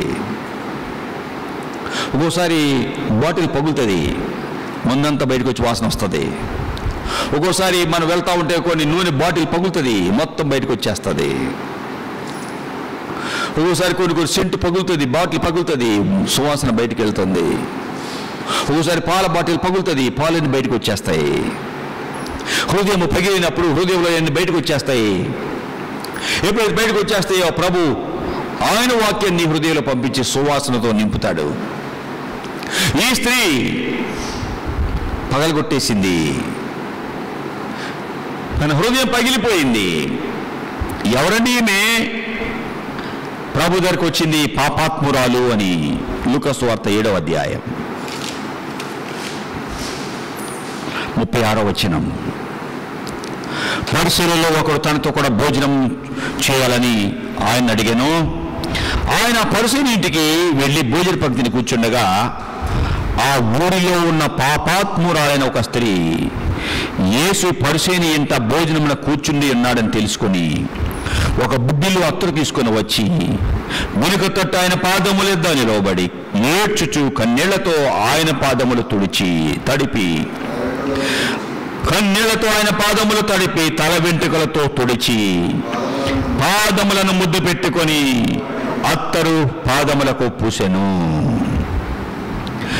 ఆయనను పిలిచిన పరిసయ్యుడు అది చూచి, ఈయన ప్రవక్త అయిన ఎడల తన్ను ముట్టుకున్న ఈ స్త్రీ ఎవతో ఎటువంటిదో ఎరిగి ఉండును, ఇది పాపాత్మురాలు అని తనలో తాను అనుకొనెను. అందుకు యేసు, సీమోను, నీతో ఒక మాట చెప్తున్నాను, బోధకుడా ఏంటయ్యా చెప్పు అన్నాడు. యేసు, అప్పు ఇచ్చు ఒకరికి 2 రుణస్థులు ఉన్నారు. వారిలో ఒకడు 500 దేనారములు, మరి ఒకడు 50 దేనారాలు, అంటే ఒకడు 250 రూపాయలు, ఇంకొకడు 25 రూపాయలు అచ్చి ఉన్నారు. ఆ అప్పు ఆయన 2 క్షమించాడు. అప్పు వద్దు, క్షమించని పొండి అన్నాడు. 2 ఎవరు ఎక్కువ ప్రేమిస్తారు? సీమోన్ అన్నాడు, ఎవరికి ఎక్కువ క్షమించాడో వాడే కదా అన్నాడు. సరిగ్గా చెప్పావు. ఈ స్త్రీ వైపు తిరిగి, సీమోను, ఈ స్త్రీని చూస్తున్నావుగా, నీ ఇంటిలోకి వచ్చాను, నువ్వు నా పాదాలకు నీళ్ళు లేదు. ఇంటికి వచ్చాను, ఆ ప్రాంతంలో ఉన్న ఆచారము, ఇంటికి వచ్చిన వెంటనే ఏం చేస్తారు? నీళ్ళు ఇస్తాం, కాళ్ళు కడుక్కోండి అని. ఉందా ఈ రోజుల్లో అది? ఏమా ఇచ్చిన నీళ్ళు ఇస్తారా మీ ఇంటికి వచ్చిన వాళ్ళకి? అబ్బా, అసలు ఎప్పుడో పోయినాయి కదా. పూర్వం రోజులు ఇంటికి వస్తే మొట్టమొదటి నీళ్ళు ఇస్తారండి. మా ఇంటికి వచ్చినా నేను ఓడుకోను, ముందు కడుక్కోమంట కాళ్ళు. ఎటెటో తిరిగి వస్తారు, కాళ్ళన్నీ క్రిములు ఉంటాయి. తుర్రమని వచ్చి ఇంట్లో పిల్లలను పట్టుకోవటం. నేను ఎక్కడికి వెళ్ళినా ముందు కాళ్ళు కడుక్కుంటాను, చేతులు కడుక్కుంటాను, అప్పుడే లోపలికి వెళ్తాను. సీమోను, ఇంటికి వచ్చాను, నన్ను పిలిచావు, ఇంటికి వచ్చా, ఇచ్చావా నీళ్ళు? నువ్వు ఇయ్యలేదు కదా. ఇదిగో ఈ స్త్రీ నా కాళ్ళు కడుగుతుంది, నా పాదాలకు నువ్వు నీళ్ళు లేదు, కానీ ఈమె కన్నీళ్లతో నా పాదాలు తడిపింది. 44వ వచనం, లూకా 7. నీవు నా పాదాలకు నీళ్ళు లేదు, ఈమె కన్నీళ్లతో నా పాదాలు తడిపింది. తల వెంట్రుకలతో అయిపోయిన వెంటనే టవల్ ఇస్తారు తుడుచుకోమని, టవల్ కూడా నువ్వు వీలేదు, కానీ ఈమె తల వెంట్రుకలతో నా కాళ్ళు తుడిచింది. లోపలికి వచ్చాను, వచ్చిన వెంటనే ఆ దినాలలో ముద్దు పెట్టుకుంటారు, ప్రేమ గుర్తుగా నిన్ను నేను ప్రేమిస్తున్నా అని. సహోదరుల్ని ఆడవాళ్ళు వస్తే ఆడవాళ్ళు ముద్దు పెట్టుకుంటారు, ప్రేమిస్తున్నా అంటాని గుర్తు. రాగానే కాళ్ళకి నీళ్ళు ఇస్తారు, తుడుచుకున్నాక టవల్ ఇస్తారు, తుడుచుకున్నాక ముద్దు పెట్టుకుంటారు. ఆ దినాలలో ఆచారం అది. నువ్వు నన్ను ముద్దు పెట్టుకోలేదు. ఆ తర్వాత నూనె తీసుకొని తల అంటుతారు, తలకి పెడతారు. నిన్ను నేను ప్రేమిస్తున్న గుర్తు అన్నమాట. నేను వచ్చాను, పిలిచావు, వచ్చా, కాళ్ళకు నీళ్ళు ఇవ్వలేదు. కానీ ఈ స్త్రీ తన కన్నీళ్లతో నా కాళ్ళు కడిగింది. నువ్వు టవల్ ఇవ్వలేదు నాకు. ఈ స్త్రీ తల వెంట్రుకలతో నా కాళ్ళు తుడిచింది. నువ్వు నన్ను ముద్దు పెట్టుకోలేదు, నన్ను ప్రేమించినట్టుగా నటించావు. కానీ ఈ స్త్రీ నేను లోపలికి వచ్చిన దగ్గర నా కాళ్ళు ముద్దు పెట్టుకుంటూనే ఉంది. నీవు నూనెతో, 46వ వచనం, లూకా 7, నూనెతో, లూకా 7:47-46, నీవు నూనెతో నా తల అంటలేదు, కానీ ఈమె నా పాదములకు అత్తరు పూసింది, సువాసనతో గృహాన్ని నింపింది. విస్తారముగా ఈమె ప్రేమించింది కాబట్టి ఈమె యొక్క విస్తార పాపాలు క్షమించబడ్డాయి. నువ్వు పాపాత్మురాలు అంటున్నావు, నువ్వే పాపాత్ముడివి. ఈమె పుణ్యాత్మురాలు. ఈమె తన పాపాల కొరకు పశ్చాత్తాపడుతుంది. ఏం చేస్తుందండి? 38వ వచనము, ఏడ్చుచు కన్నీళ్లతో ఆయన పాదాలు తడిపి, తల వెంట్రుకలతో తుడిచి, పాదములు మూత పెట్టుకొని, అత్తరు, ఆ పాదాలకు విలువైన దేవుడు, అత్తరు కంటే నీ పాదాలు విలువైనవయ్యా, నా కొరకు ఈ పాదాలు రక్తం కార్చబోతున్నాయ్యా, నన్ను రక్షించడానికి ఇక్కడ వరకు నడిచి వచ్చినాయి అయ్యా నీ పాదాలు. ఎంత ప్రేమ నేనంటే. ప్రియులారా, పగలగొట్టబడింది అత్తరు బుడ్డి, సువాసన జల్లబడింది. ప్రభు దగ్గరికి వచ్చావు, హృదయం పగిలిందా? నీ లోపల నీ జీవితము దేవుడికి ఇష్టమైనవన్నీ పగలగొట్టి బయటికి నెట్టేసావా? లేకపోతే నీకు ఎలా దీవెన వస్తుంది? నీ సమస్యలు ఎలా తీరుతాయి? హృదయం పగలకుండా ఎలా వస్తుంది నీకు దీవెన? గర్విష్ఠుడైన నా హృదయాన్ని ప్రభువు దగ్గరికి వచ్చాక పగలగొట్టాడండి. ఇప్పుడు ద్వేషము, కోపము, పగతో నిండి ఉండేవాడిని యేసయ్యకి ఎప్పుడైతే నా హృదయం ఇచ్చానో, పగలగొట్టానో, కోపము, ద్వేషము, అసూయ ఒక్కొక్కరు బయటికి వెళ్ళిపోయినాయి. గర్వం అన్నీ వెళ్ళిపోయినాయి. కష్టంలో ఉన్నవారు చూస్తే జాలి, కన్నీరు వచ్చేస్తుంది. వారి కొరకు ఏం చేయగలను, వారి కొరకు ఏం అన్నం మానేస్తాను, వారి కష్టం నాకు వచ్చినా పర్వాలేదయ్యా, వీరిని కాపాడయ్యా అని అడుగుతుంటాను. యేసయ్యలోకి వచ్చాక సువాసన, ఇతరులకు దీవెన. అయ్యగారు వచ్చారు, ప్రార్థన చేశారు, నా సమస్యలు తీరినాయి. ఏమొచ్చింది? సువాసన. దేవుడి సేవకుడు ప్రార్థన చేశారు, నా అప్పులు తీరినాయి. దేవుడి సేవకుడు ప్రార్థన చేశారు, నా రోగం పోయింది. దేవుడి సేవకుడు ప్రార్థన చేశారు, నా సమస్యలు ఆయనే చెప్పుకున్నా. దేవుడి సేవకులు ప్రార్థించారు, ఈ సమస్యలు ఇలా తీరినాయి. సువాసన. ఉన్నావా సువాసనగా? పగిలిందా నీ హృదయం? దేవుని దగ్గరకు వచ్చావు కానీ హృదయం పగలకుండా నీకెలా దీవెన వస్తుంది? దేవుని వాక్యంలో జాగ్రత్తగా చదువుదాం. ప్రభు దగ్గరకు వచ్చిన నీ జీవితంలో హృదయం పగలకపోతే సువాసన అనేది బయటికి రాదు. ఈ దేవుడు కోరుకునేది యెషయా కీర్తన గ్రంథం 34వ అధ్యాయం 18వ వచనము. కీర్తన గ్రంథము 34వ అధ్యాయము 18వ వచనము. విరిగిన హృదయం గలవారికి యెహోవా ఆసన్నుడు, నలిగిన మనసు గలవారిని ఆయన రక్షించును. విరిగితేనే నీవు దేవునికి దగ్గరగా ఉంటావు. నీ హృదయం విరిగితే దేవుడు నీకు దగ్గరుండి నీకు సహాయం చేస్తాడు. గర్విష్ఠుడికి 138వ కీర్తన 6వ వచనంలో యెహోవా మహోన్నతుడైన దీనులను లక్ష్య పెడతాడు, గర్విష్ఠులను దూరం నుండి బాగా ఎరుగుతాడు. మహోన్నతుడైన దేవుడు దీనులను చూస్తాడు. విరిగిన మనసు గలవారిని యెహోవా, నలిగిన హృదయం గలవారికి యెహోవా ఆసన్నుడు, నలిగిన మనసు గలవారిని ఆయన రక్షించును.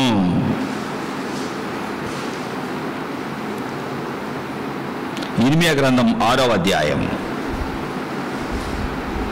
2వ వచనము.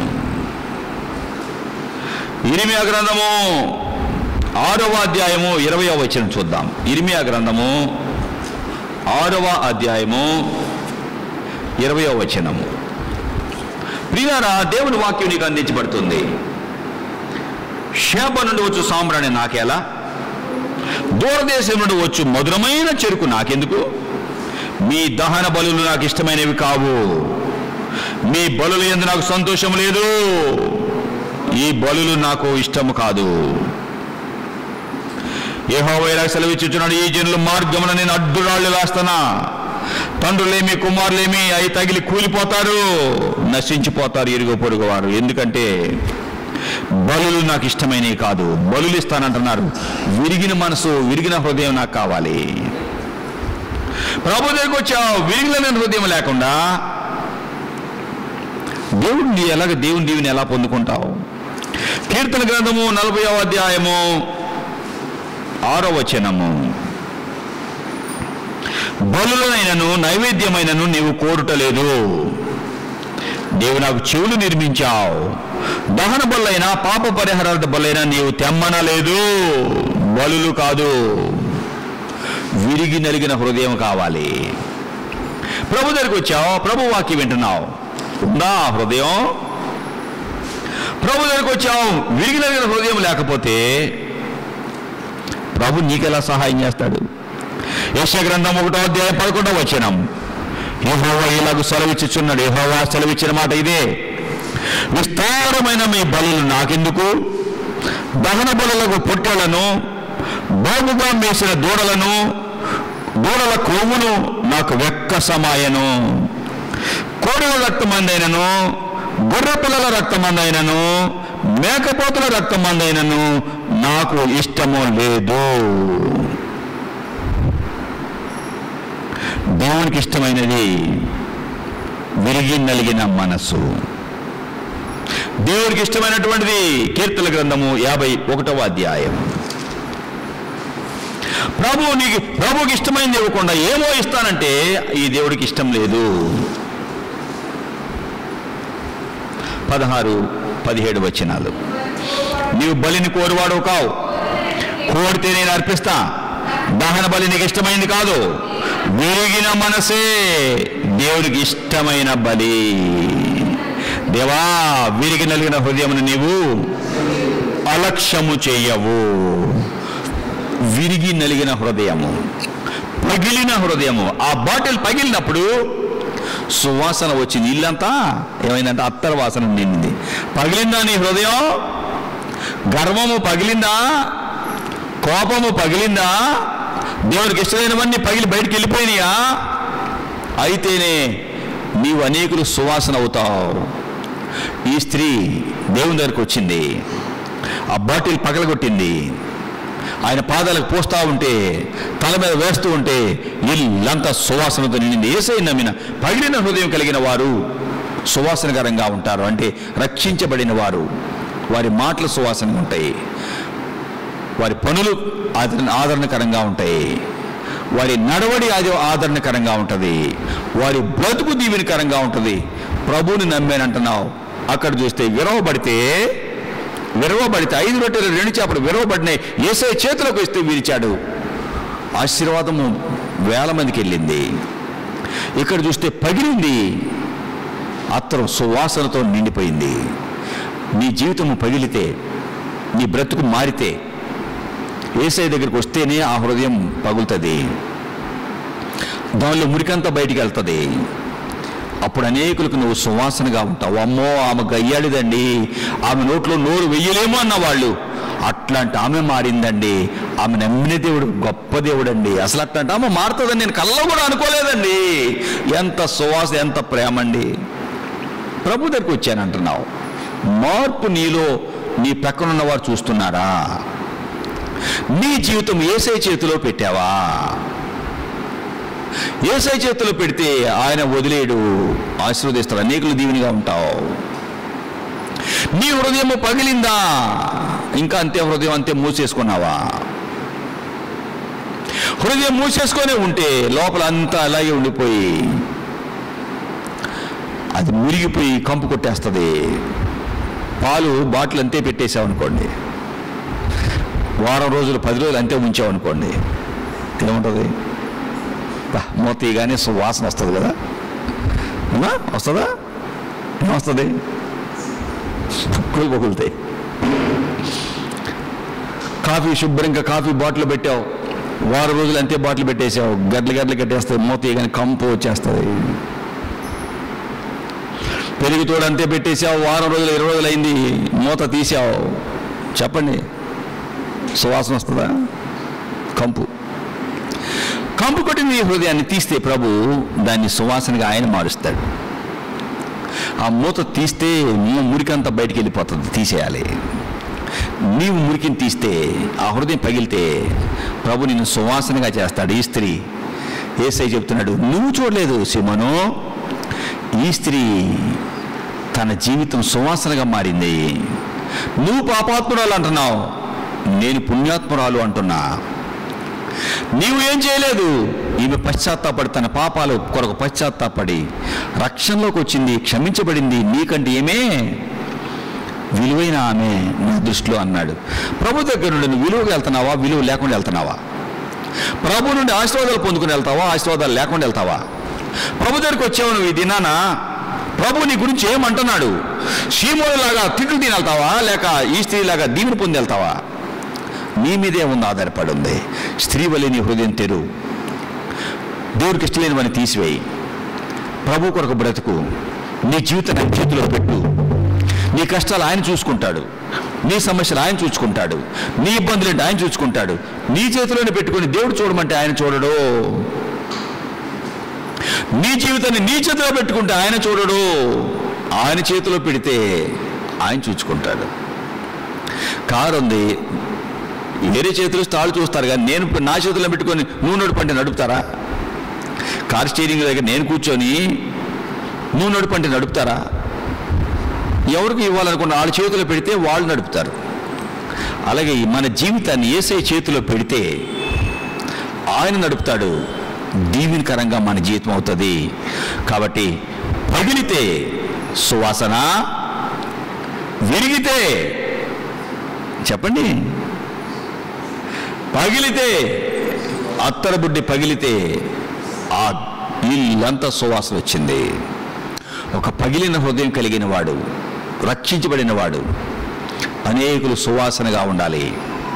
నీ ఊరికి సువాసనేనా నువ్వు? మరి ఎంతమంది నీ ద్వారా యేసయ్య దగ్గరికి వచ్చారు చెప్పు? నువ్వు సువాసనేనా? ఎంతమంది వచ్చారు దేవుడి దగ్గరికి?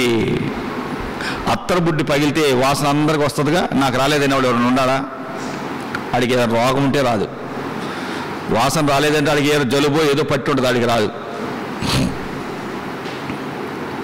ప్రతి ఒక్కరూ సరిగ్గా అవయవాలు ఉన్నవాడికి సువాసన, అత్తర పగిలితే వాసన వచ్చేస్తుంది. ఇప్పుడు ఏం వాసన వస్తుంది?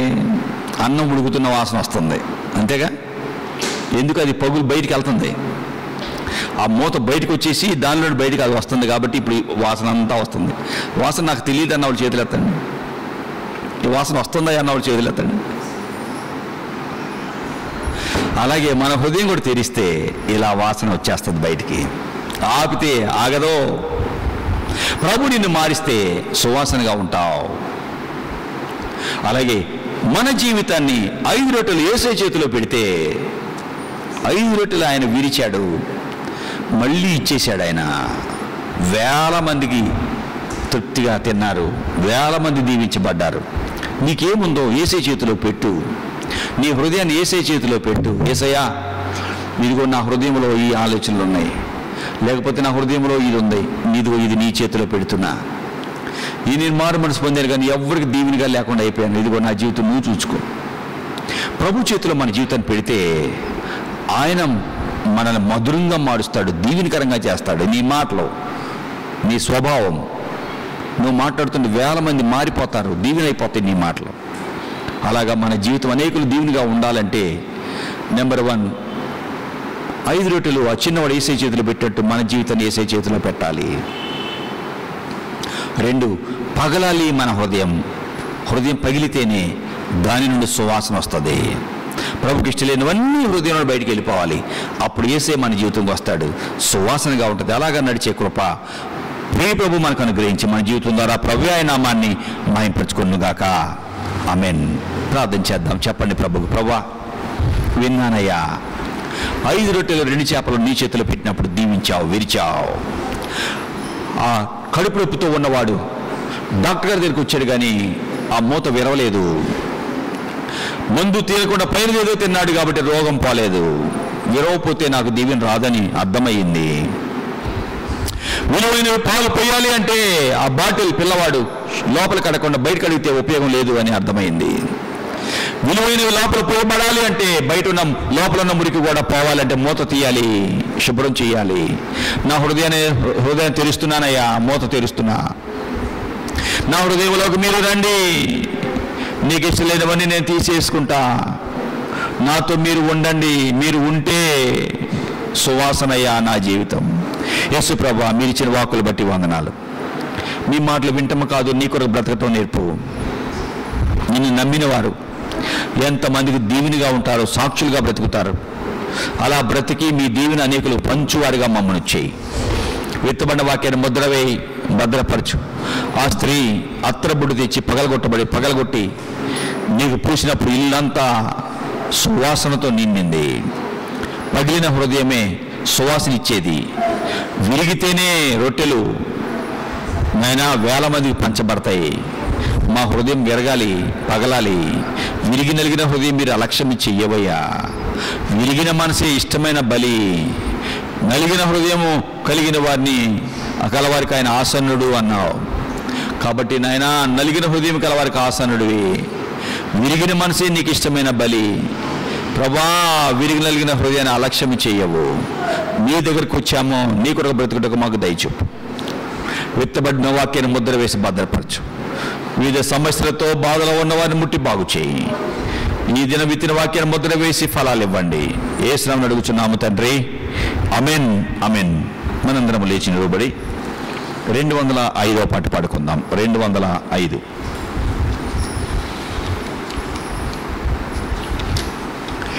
నాదు జీవమాయే నా సమస్తము, నా సర్వస్వామేసుకే నాదు జీవము, నాదు దైవము, దివ్య దివ్య తేజము, నాదు దైవము, దివ్య దివ్య తేజము, నాదు జీవమాయనే నా సమస్తము. కులిన వేళ భంగపడిన వేళ అద్దరికి చేర్చెను, చుక్కాని లేని నావలి నేనుండ అద్దరికి చేర్చెను, ఆత్మతో నింపెను, ఆలోచన చెప్పెను, ఆత్మతో ఆలోచన చెప్పెను, నాదు జీవమాయనే నా సమస్తము. సాతాను ఖైదీనే కుమ్ములోచున్న వేళ విడిపించే శ్రీయేసుడే, రక్తమంతా కాచి ప్రాణాన్ని బలి చేసి విమోచన దయచేసనే.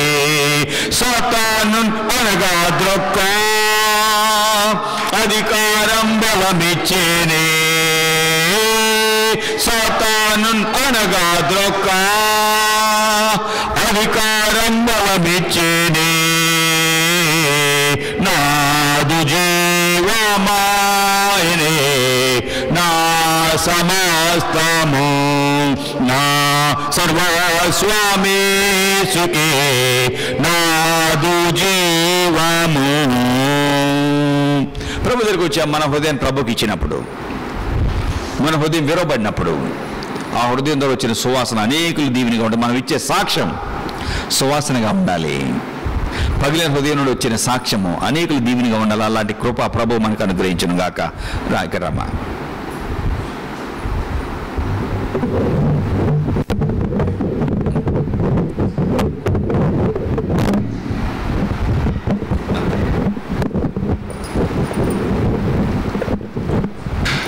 అయ్యగారికి అమ్మగారికి వందనాలు, సంఘం అందరికి వందనాలు. వారం రోజులు బట్టి ఒకటే ఒళ్ళు తలకాయ దురద అయితే నేను మరి మిరగాయలకు పోతుంది, మిరగాయల్లో నల్లి ఉందంటున్నారు కదా, ఈ నల్లి కొడతానా ఇట్టుండలేమో అని అనుకోను. ఒకనాడు నేను ప్రార్థన చేసుకుంటా, తండ్రి మరి నాకు దురద స్వస్థత ఇస్తే నీకు సాక్ష్యం చెప్పుకుంటాను. దేవుడు నాకు స్వస్థత ఇచ్చిండు. 2 నెలల బట్టి మోకాలకు నీరు వచ్చింది. ఆ మోకాలకు నీరైతే నేను నొప్పిగా ఉంటుంది కానీ నేను బిల్లలు కూడా వేసుకోవట్లా. మీ సన్నిధానంలో సాక్ష్యం చెప్పుకుంటా మరి నీరు తగ్గిపోయాను అనుకున్నాక దేవుడు తగ్గించింది. మీ అందరికీ వందనాలు భావిస్తారు. ఈ వారికి అందరికీ సంఘానికి మీ అందరికీ వందనాలు. అయితే పోయిన వారికి ముందు రషీద్కి బాగా టైఫాయిడ్ అన్నమాట, వారం రోజులు. అయితే ఒకరోజు స్కూల్ నుంచి వచ్చేటప్పటికి పనుకున్నాడు అన్నట్టు, తీసుకెళ్తున్నట్టు 3 నిన్నాడు. 2 రోజులు చూశాను, తగ్గింది. మళ్ళీ 3 రోజు స్కూల్కి పంపించాను. మళ్ళీ సాయంత్రం మళ్ళీ ఫీవర్ అనమాట. తీసుకెళ్ళి చూపిస్తే టైఫాయిడ్ ఉన్నా అని ఇంక మందులు ఇచ్చి సూప్ పెట్టించారు.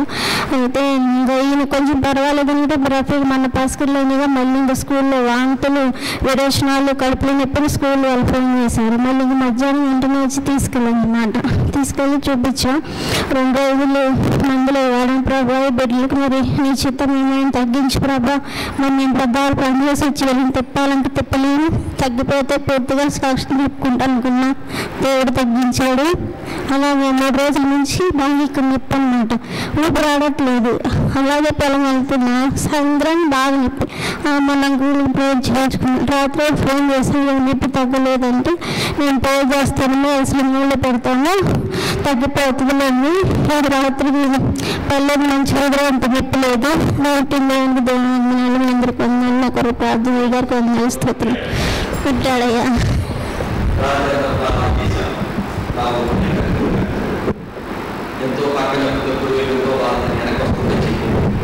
అయ్యగారికి అమ్మగారికి వందలు, మీ అందరికీ వందనాలు. బొడ్డోడికి హైదరాబాద్లో ఉండగా జ్వరం వచ్చి భలే ఏడుస్తున్నాడంట. ఒళ్ళంతా ఎర్రగా కందిపోయింది. అయితే తేజ నేను భయపడతానని చెప్పలేదు. ఇంకా బొడ్డోడికి ఆ నీళ్ళు గెట్టలేదు ఏమోలేని నేను కూడా చెప్పలేదు తేజ అని. ఏసయ్యా నీ సన్నిధిలో సాక్ష్యం చెప్పుకుంటే బొడ్డోడికి జ్వరం తగ్గేటట్టు సహాయం చేయయ్యా అని దేవుడి కాడ ప్రార్థన చేసుకున్నాం. అమ్మ తగ్గితే వస్తాం, అబ్బాయి పుట్టినరోజు తగ్గితే వస్తాం అమ్మ 4 రోజుల ముందు అన్నది. మళ్ళీ షాపులో మామూలుగా బొడ్డోడికి జ్వరం ఉంది తగ్గలేదంట. మళ్ళీ హాస్పిటల్ వెళ్ళారు, చూపించుకొని తగ్గిందమ్మా వస్తామన్నారు. ఏసయ్యా నీకు వందనాలయ్యా అనుకున్నా. ఇంకా 5 కళ్ళు రాంగులో ఒళ్ళంతా ఎర్రగా కందిపోయింది. మళ్ళీ భయపడ్డాను. మునుపు కూడా అట్టాగా 6వ నెల అప్పుడు కూడా అట్నే ఎర్రగా ఒళ్ళంతా కందిపోయింది. అట్నాడు ప్రభా ఇదంతా శుభ్రం తగ్గిపోవాలయ్యా నీ సన్నిధిలో సాక్ష్యం చెప్పుకుంటాను. బొడ్డోడికి శుభ్రం తగ్గిపోయింది. వందనాలు. మా అల్లుడి గారికి కూడా ఆ అబ్బాయికి కూడా ఎంత అసలు ఒంట్లో బాగుండలేదు. అసలు చూపించుకోవాలన్నా కూడా ఏదైనా కూడా సమయం వెనకే పోతుంది. తండ్రి నాయన అబ్బాయి చూపించుకోవాలి, ప్రభా ఏదైనా ముందుకు రావాలి, అన్ని సమస్యలే వస్తున్నాయి అని అనుకున్నా. ఆ అబ్బాయి కూడా చూపించుకున్నాడు, తగ్గిపోయింది, బాగున్నాడు. నేను రోజు ప్రార్థన చేయించుకోవటానికి వస్తుంటే మా అమ్మ ఎంతో మాట్లాడుతుంటే వెనక్కి తిరిగి మాట్లాడుతున్నా. మళ్ళీ ముందుకి వచ్చి పాము బాయిలో నుంచి వస్తుంది, నా మాటలు కావాలా, అదే మాట్లాడపోయినడితే వచ్చేదే మరి ఏమయ్యేదో దానికి నాకు మళ్ళీ అంత దూరమే ఉంది. ఇంకా మమ్మతో మాట్లాడితే గబా వస్తున్నా. ఇంకా అట్లా మాట్లాడితే దేవుడి కడిపోయి ప్రార్థన చేయించుకున్నది గబగొట్టున్నా. ఆ పాము నా మాటలు కానీ సప్లీగా వెనక్కి తిరిగిపోతుంది. అప్పుడు అనుకో అమ్మ ఏసయ్యా నీకు వందనాలయ్యా, అందుకే అమ్మతో ముందుకు అడిగేయకుండా అమ్మ ఎందుకు మాట్లాడింది, ప్రభు ఎంత కాపాడావయ్యా అని ఇక్కడికి వచ్చి ఏడ్చుకొని ప్రార్థన చేసుకొని మా ఇంట్లో పాములు అమ్మ తిరుగుతున్నాయి. ప్రభు ఎంతగానో దేవుడు ఎంతో కాపాడుతున్నాడు. దేవుడికి వందనాలు. ఎన్ని సమస్యలు వచ్చినా దేవుడు తీస్తున్నాడు. వందనాలు.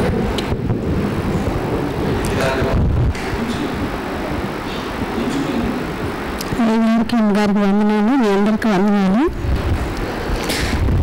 సోమవారం రోజు 8 అయ్యగారు ఫోన్ చేశాడు.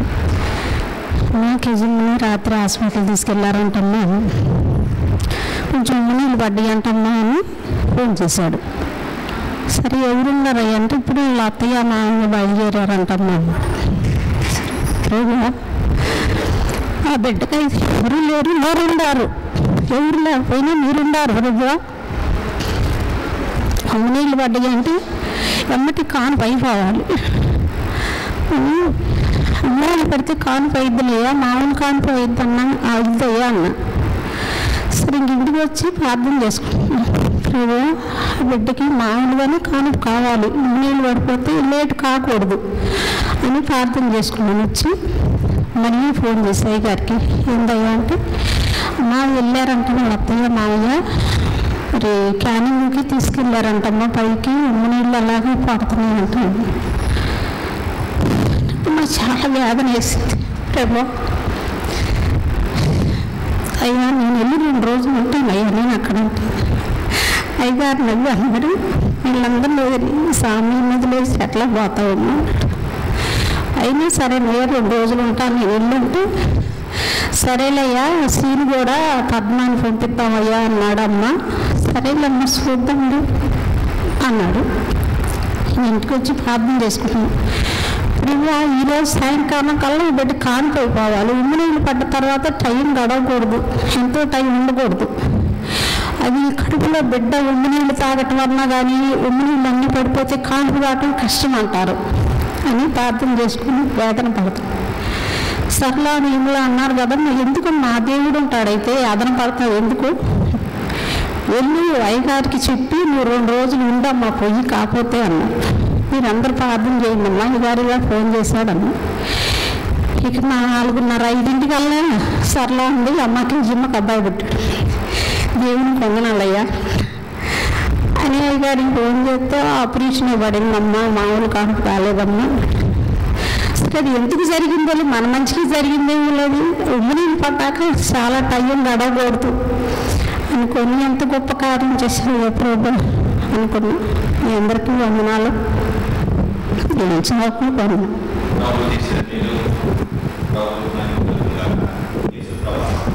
మీరిచ్చిన సమయాన్ని బట్టి వందనాలు, మీరిచ్చిన వాక్కులు బట్టి మీకు వందనాలు.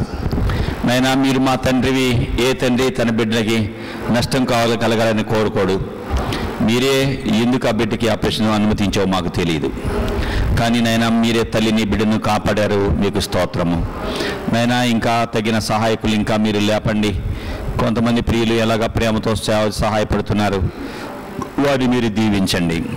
నా బిడ్డలకు సహాయం చేస్తే నాకు చేసినట్టే అన్నావు నైనా. అలాగా నీ కొరకు మేము బ్రతుకుతున్నాము, అన్నీ విడిచి మీరు అప్పగించిన బాధ్యత చూస్తున్నాము. మీరే ప్రభు మా పక్షముగా ఇంతవరకు బిడ్డలను తెచ్చారు, లేపారు. అనేకులు దీవునిగా ఈ సేవను మా జీవితాలు చేయండి నైనా. అలాగే సాక్ష్యాలు దీవించండి నైనా. అలాగే కిజమని నాయన చిన్న బిడ్డని విక్రాంతిని మీరు కాపాడండి. లీడియమ్మ కూడా తెలిసిన వెంటనే అంత దూరముగా ప్రయాణం చేసి వచ్చింది నైనా. ఇలాగ చిన్ని బిడ్డలను స్కూల్లో వదిలేసి తీసుకొచ్చేసింది నైనా. మరలా ఈ దినం మా బిడ్డలు వెళుతున్నారు నైనా. నేను డాక్టర్ బాబు తను నిన్న ప్రయాణం చేసి వచ్చాడు, వారు మరలా వెళుతున్నారు. బిడ్డను మీరు కాపాడండి నైనా. నీవు మాకున్నావు, నీ చేతిలో బిడ్డను పెడుతున్నాను నైనా. మీరే ఆ చిన్నవాడిని కూడా కాపాడి మంచి ఆరోగ్యం దయచేయి. ఆ గృహంలో మీ పుణ్య రక్తాన్ని ప్రోక్షించు. తల్లిదండ్రులు చిన్న బిడ్డను మీరు భద్రపరచు. మా మధ్య ప్రార్థన పనులను ఇంకా లేపండి. ప్రార్థించే బృందాన్ని బట్టి నీకు స్తోత్రం. మీరే మీ నామగంత కొరకు మమ్మల్ని సేవను చేయి. విరిగి నలిగిన హృదయం ఎన్నడూ అలక్ష్యం చెయ్యవు. ఆ హృదయాలు కలిగి ఉండాలి. విరిగితేనే ఆశీర్వదించబడతాము అని విన్నాం. 5 రొట్టెలు మీ చేతులు తెచ్చినప్పుడు, మీరు విరిచినప్పుడు ఆశీర్వాదం. మా జీవితాలు మా చేతులు ఉంటే దీవెన ఉండదు, మీ చేతికి వస్తేనే దీవెన. మిమ్మల్ని నమ్ముకుంటేనే మాకు దీవెన అని విన్నామయ్యా. నా చదువు నాకు దీవెన ఇవ్వలేకపోయింది, నా చదువు నాకు సహాయం చేయలేకపోయింది. నేను నిన్ను నమ్ముకొని నా జీవితాన్ని నీ చేతిలో పెడితే పెద్ద అధికారిగా నన్ను మీరు చేశారు. నా చదువు గర్విష్ఠుడిగా చేసింది, నా చదువు దేవుడు ఎవడో అనేవాడుగా చేసింది. కానీ మీ చేతిలో నా జీవితం పెట్టినప్పుడు మీరు గొప్ప దేవుడు అని, సహాయం చేసే రక్షకుడని నా నైజాన్ని మార్చింది. కాబట్టి నేను ఎంతమందికి దీవెనగా చేసింది. అలాగే నైనా పగిలిపోతేనే సువాసన. అత్తరబుడ్డి పగిలినప్పుడు ఎంత సువాసన ఎంతమందికి వచ్చింది. మీ దగ్గర మా హృదయాన్ని పగిలినప్పుడు ఇతరులకు దీవెనగా ఉంటాం. అలాంటి దీవెనకరమైన జీవితాలుగా మా జీవితాలు మీరు చేయమని, సాక్ష్యాలు దీవించమని, బిడ్డల అక్కర్లు తీర్చమని, అనేకులు దీవెనకరంగా సాక్షులకరంగా సాక్ష్యం ఇచ్చే బిడ్డలుగా చేయమని, సాక్షులుగా అనేకుల కొరకు మీ బిడ్డలను చేయమని యేసులో నడుచున్నాం తండ్రి. ఆమేన్. తనైన దేవుని దయ, ప్రభువైన యేసుక్రీస్తు యొక్క కృప, పరిశుద్ధాత్మ దేవుని సహవాసము మనకి తోడుగా ఉండి హృదయాలు పగలగొట్టబడాలి, విరగొట్టబడాలి. ఆశీర్వాదకరంగా సువాసనకరంగా ఉన్నట్లుగా ప్రియ ప్రభు మనల్ని చేసి మన జీవితం ద్వారా ప్రియ ప్రభు ఆయన నామాన్ని మహింపరచుకొనుగాక. ఆమేన్, ఆమేన్, ఆమేన్. అందరికీ వందనాలు.